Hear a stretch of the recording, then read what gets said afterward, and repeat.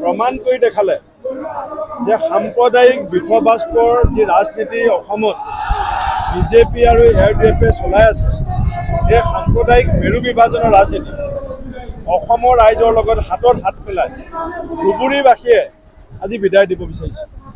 ৰকিবুল হুছেইন ডাঙৰীয়া সম্প্ৰীতি, ভাতৃত্ববোধ আৰু আমাৰ মাজৰ মিলা পিছাৰ যি সম্বন্ধ তাক শক্তিশালী কৰিবৰ কাৰণে ধুবুৰীৰ মানুহে যে আগবঢ়াই দিব, জিকাই দিব, সেয়া আজি নিশ্চিত হৈছে। আজমল ডাঙৰীয়াৰ যিখন পোষ্টাৰ, সেই পোষ্টাৰখনৰ সন্মুখৰ ফালে আজমল ডাঙৰীয়া ফটো আছে। পোষ্টাৰখন যদি উলটিয়াই দিয়ে আপুনি দেখিব হিমন্ত বিশ্ব শৰ্মা ডাঙৰীয়া ফটো আছে। আজমল ডাঙৰীয়াৰ পোষ্টাৰৰ পিছফালে চাব এখন হিমন্ত বিশ্ব শৰ্মা ফটো আছে। কলা চাবিৰ চিম্বল, কলা আজমল ডাঙৰীয়াৰ লগত আছে, চাবি বিজেপিৰ লগত আছে।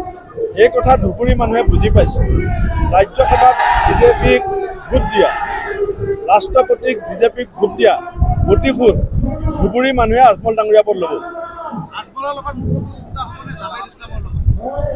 আজমল ডাঙৰীয়া আৰু জাভেদ ইছলাম ডাঙৰীয়াৰ মাজত ছেকেণ্ড পজিশ্যনৰ কাৰণে কম্পিটিশ্যন হ'ব। ফাৰ্ষ্ট পজিশ্যন আৰম্ভণি নাপায় ৰকিবুল হুছেইন ডাঙৰীয়া হৈ আছে। কিমান ভোটত জিকিব সীমা নাইকিয়া হৈ যাব, গন্তি কৰি দিগদাৰ হৈ যাব।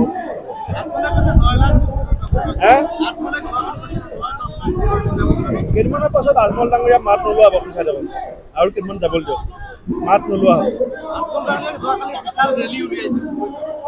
ৰেলী উলিয়াইছে, লাহে লাহে ৰেলী ছুটি হৈ গৈ থাকিব, লাহে লাহে মানুহ কমি কমি গৈ থাকিব। যুদ্ধ আৰম্ভ হৈছে, যুঁজ আৰম্ভ হৈছে, ধীৰে ধীৰে দেখক গোটাই কিয়া। আজমল ডাঙৰীয়াক অসমৰ স্বাৰ্থত, অসমীয়া ভাতৃত্ববোধ সম্প্ৰীতিৰ স্বাৰ্থত, হিন্দু মুছলমানৰ মাজত যি বিভাজন সৃষ্টি কৰিবৰ কাৰণে বিজেপি ARDF ষড়যন্ত্ৰ কৰিছে, সেই ষড়যন্ত্ৰক প্ৰতিহত কৰাৰ স্বাৰ্থত ARDF দলক অসমৰ মাটিৰ পৰা বিদায় দিব লাগিব। আৰু যেতিয়া ARDF ধুবুৰীৰ পৰা বিদায় ল'ব, তেতিয়া বিজেপি RSS অসমত আপোনা আপুনি নাইকিয়া হ'ব।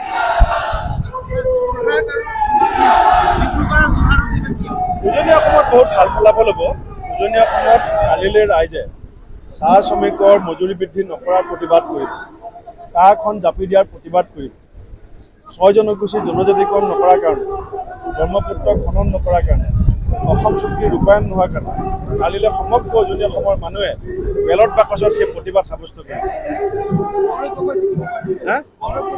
গৌৰৱ গগৈটো জিকিলে, কিন্তু অসমৰ মুখ্যমন্ত্ৰীও জানে গৌৰৱ গগৈ জিকিলে বুলি চবতছে আগত গম পায় অসমৰ মুখ্যমন্ত্ৰী।